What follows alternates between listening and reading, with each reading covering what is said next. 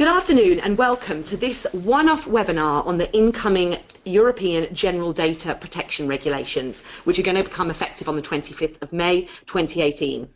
I'm Georgina Oakes, one of the Research and Development Managers at Airmic, and before we plunge into the main body of the webinar, I want to ask all of our listeners a very quick question, which is, have you or your organisation started preparing for the new General Data Protection Regulations? I'll give you a few seconds to answer that. The general data protections are bringing in a number of changes. Most notably, the scope and definition of what is considered personal information will expand, and there are new documenting and reporting requirements. The regulations also bring hefty fines in for non-compliance, and with only 15 months to go till things become effective, we believe Airmic members need to ensure that their organisations will be fully compliant on time. In December last year, we launched an Airmic and BLM guide to the regulations, and today I am joined by Nick Gibbons, partner at BLM, who authored the paper, and we're running through three things. One, why do risk managers need to pay attention? Two, what are the key changes being brought in by these regs?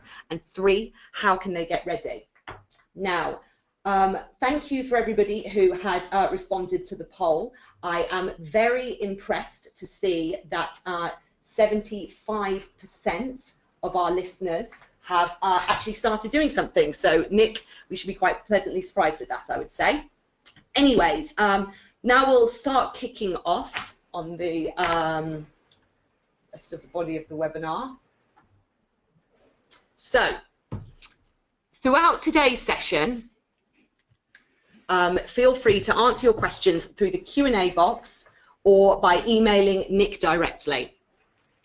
So, Nick, before we go into the detail of today's webinar, I would like to ask you why data protection legislation is so important. What does it aim to do?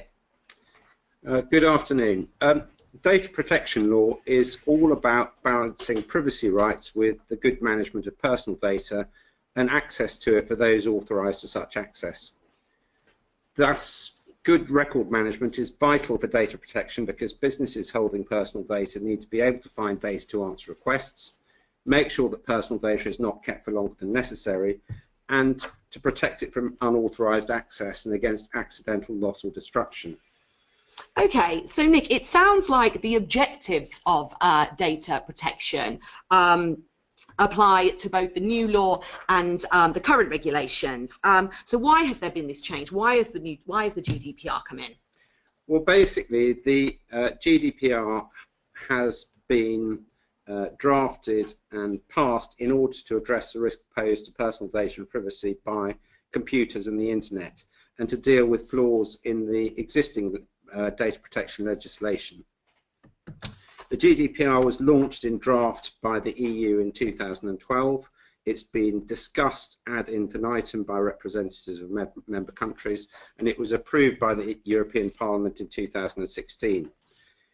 It aims to, and I think does, clarify and increase the responsibilities of organisations for personal data they handle and store, and also introduces mandatory breach reporting and much tougher penalties for those who don't comply with data protection legislation. It will automatically become law without the need for national acts of parliament in all EU countries, including the UK, in May 2018. Okay, so you made the point that GDPR is going to apply to all EU countries, including the UK, but not until May 2018. Is there any consequence of Brexit? Will this still apply? Absolutely. I think some people have been sitting on the fence a little, perhaps hoping that it won't apply, but the Information Commissioner confirmed very recently that notwithstanding the Brexit vote, GDPR will come into force in any event in May 2018. And I think it's worth remembering in this context how important data protection law is in terms of protecting a basic human right. It was initially a reaction to the misuse of personal data by fascist and communist regimes in the years leading up to and during World War II. A set of 8 principles were developed by the OECD for the protection of personal privacy as a basic human right, and that is what was subsequently transposed into EU and national law. Okay, thank you, Nick. Now, before we go into the key details of the GDPR, can you give me the briefest of outlines on the current data protection and law and highlight where things might be changing? Yes, absolutely. Well, obviously the Data Protection Act governs the use of personal data, and in the context of the Act, personal data has a very broad meaning. It covers any data that can be used to identify a living individual. Thus, it can be individuals can be identified by various means, including their name and address, telephone number, or email address. The Act applies only to data which is held or intended to be held on computers or held in a relevant filing system. But again, a relevant filing system has a fairly broad meaning, and it can include, for example, a paper address book or diaries used to support commercial activities. The Act creates rights for data subjects, that's you and me, and responsibilities for those who store, process, or transmit personal data. Such entities can be either data controllers or data processors. A data controller is a person who determines the purpose for which and the manner in which any personal data is to be processed, and a data processor means any person who processes the data on behalf of the data controller. So basically, the data controller is in charge of what happens to the personal data, and the data processor at present follows their instructions. Under the current legislation, most of the responsibilities are borne by the data controller. Under the GDPR, the roles will be blurred. As I think most, if not all, of our listeners will know, that the Data Protection Act and all data protection legislation everywhere, in fact, is based on 8 fundamental principles, and I'll just briefly summarise those. Personal data shall be processed fairly. Personal data shall be obtained only for one or more specified and lawful purposes and shan't be processed in any manner incompatible with that purpose or those purposes. It shall be adequate, relevant, and not excessive in relation to the purpose or purposes for which it is processed. It must be accurate and, where necessary, kept up to date. Personal data processed for any purpose or purposes shall not be kept for longer than necessary. Personal data shall be processed in accordance with the rights of data subjects. Appropriate technical and organisational measures must be taken to protect it. And finally, personal data mustn't be transferred to a country or territory outside the European Economic Area unless that country or territory ensures an adequate level of protection for data protection rights. It's worth mentioning here that the Information Commissioner's website has a wealth of material on data protection legislation and a lot of very common sense explanations for the legislation and how it should be interpreted, and you can find that simply by googling Information Commissioner, and it's all there. Okay, thank you, Nick. Right, so we've summarised for the first few minutes this afternoon what data protection is all about, and as we say, the principles and the objectives of data protection are remaining the same despite these new regulations coming in. So, a lot of our members have said that they are starting to think about this. Why should our members and their organisations be focusing on the GDPR? What are your key concerns? Well, I think for most people, and possibly particularly insurers, the most significant and perhaps most worrying features of GDPR are the much tougher reporting obligations and the massively increased fines. And this is what most people, I think, are focusing on. Under the existing legislation in the UK, there's no legal obligation to report data breaches to the Information Commissioner. The new legislation includes a mandatory reporting requirement which provides that data controllers will have to notify personal data breaches to the competent supervisory authority, i.e. the Information Commissioner in this country, where feasible, not later than 72 hours after becoming aware of a breach, unless it's unlikely to result in a risk for the rights and freedoms of data subjects. So in most cases, data breaches will be notifiable. Notifications must also be made to data subjects without undue delay if the breach is likely to result in a high risk to their rights and freedoms. And this means that those affected are going to be notified in a way that they haven't been to date, and therefore will be in a position to complain in a way that they haven't been able to date. Similarly, under the current regime, member states determine fines and criminal penalties at local level. So in the UK, the Information Commission has power to impose fines of up to £500,000 for serious breaches of data protection legislation, When the GDPR comes into force, the Information Commissioner's Office will be able to fine businesses up to 20 million euros or 4% of annual global turnover. And just to put that into context, if you take, for example, the fine of £400,000, which was imposed on TalkTalk, that's 4/5 of the current maximum fine. I would speculate that if that incident occurred after the GDPR came in, then you might find that the fine was many multiples of that. Okay. So those are the two big changes and the things that our members should be worrying about. But I presume that there is bags more to the story. Could you go through some of the key changes and some of the key features from the risk manager perspective? Yeah, absolutely. Firstly, the definition of personal data has been expanded. So personal data will now include online identifiers and location data, which means that the legal definition of personal data puts beyond any doubt that IP addresses and mobile device IDs, for example, are all personal data and must be protected accordingly. It also introduces a new concept of pseudonymous data, thus personal data that has been subject to technological measures like hashing or encryption, which no longer directly identifies an individual without the use of additional information, will still be considered a type of personal data under the GDPR. Secondly, the right to be forgotten. When a data subject no longer wants their data to be processed and there are no legitimate grounds for retaining it, the data must be deleted. In terms of practical steps in response to this, the introduction of the right to be forgotten, in my view, data retention policies rather should be amended to define the legal and regulatory reasons for retaining categories of personal data for specified periods of time. Policies and procedures should be put in place documenting how erasure requests should be handled, and the transition of personal data from historic systems onto new systems should be prioritised. Thirdly, there's a new right of data portability. Under the existing legislation, there's no right of data portability, and Article 20 of the GDPR introduces a new right for data subjects, which will make it easier for individuals to transfer personal data between service providers.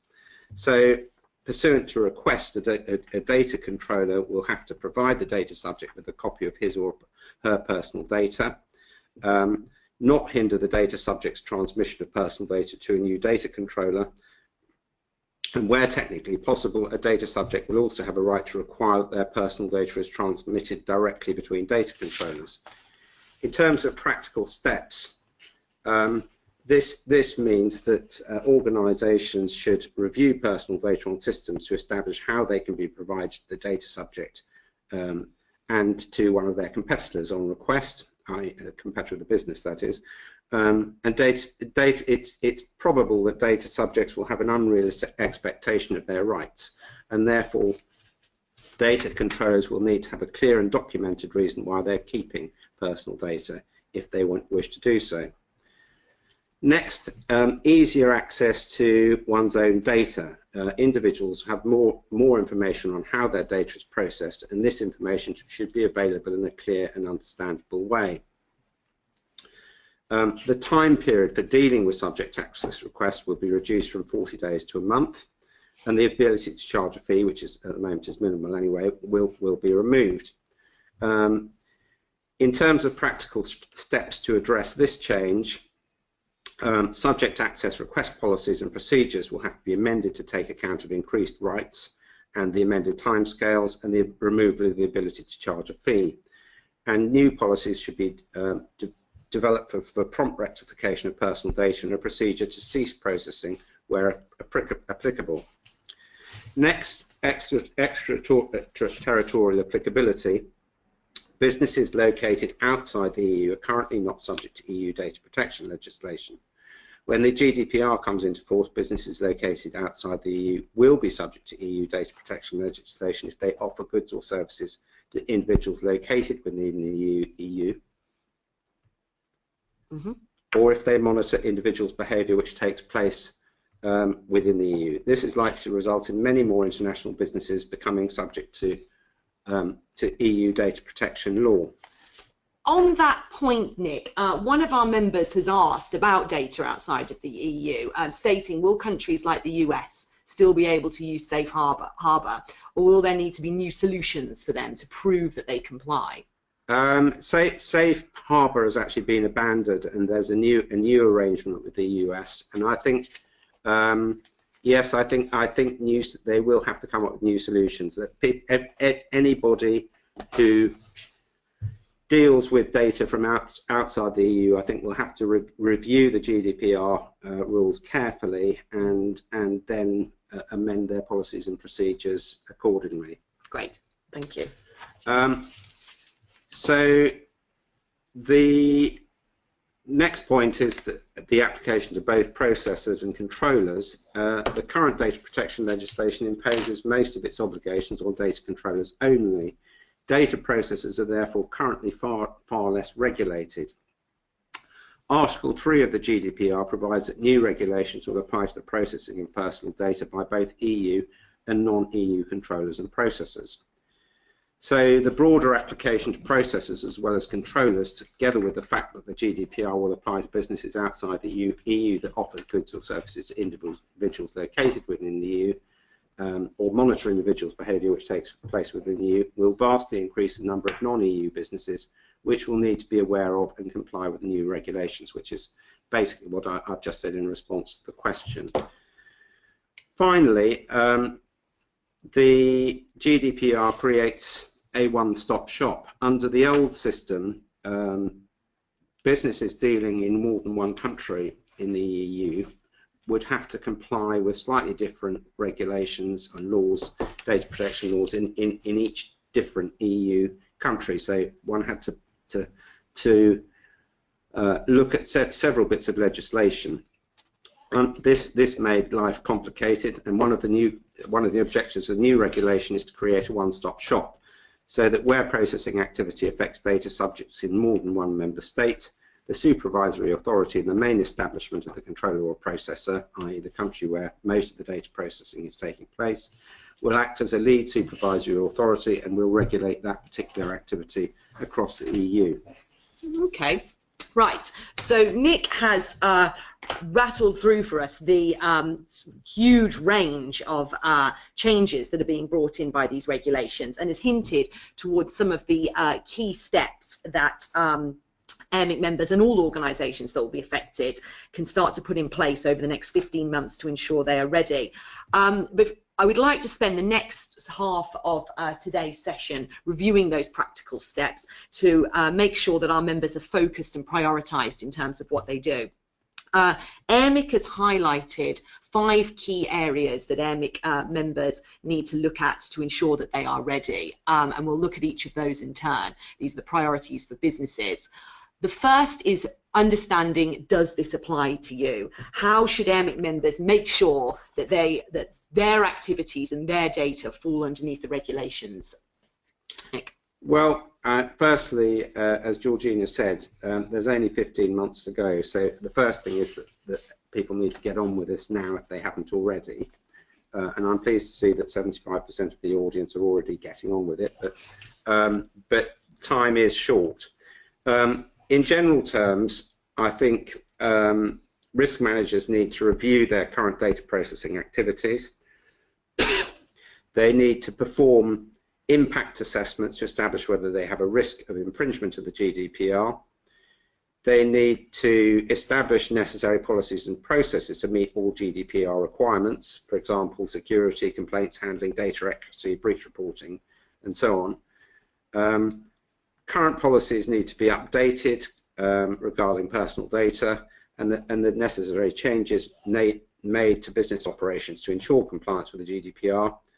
And finally, the ICO has very helpfully produced 12 steps on its website, which we're going to look at in a bit more detail, and they are worth using as a checklist. And as I said, you can find those on the ICO's website.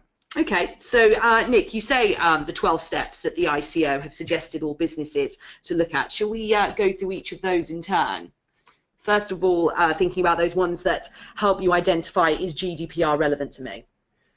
Yeah. Okay. So firstly, in relation to that, I think you need to document the personal data you hold, where it comes from, and who you share it with, and that may require an information audit. And actually, an information audit sounds like, for those who haven't done one, it sounds like an appallingly onerous exercise. But if you prepare a schedule with the different types of information that you hold on it and use that as a starting base, it's not that bad, I assure you. You need to review your current privacy notice and put in plan a place for making any necessary changes, again in time for GDPR. Okay. After understanding that GDPR does apply to you, it seems to me that appointing a data protection officer seems like one of the most crucial steps. How should risk managers go about this, and what does that role entail exactly?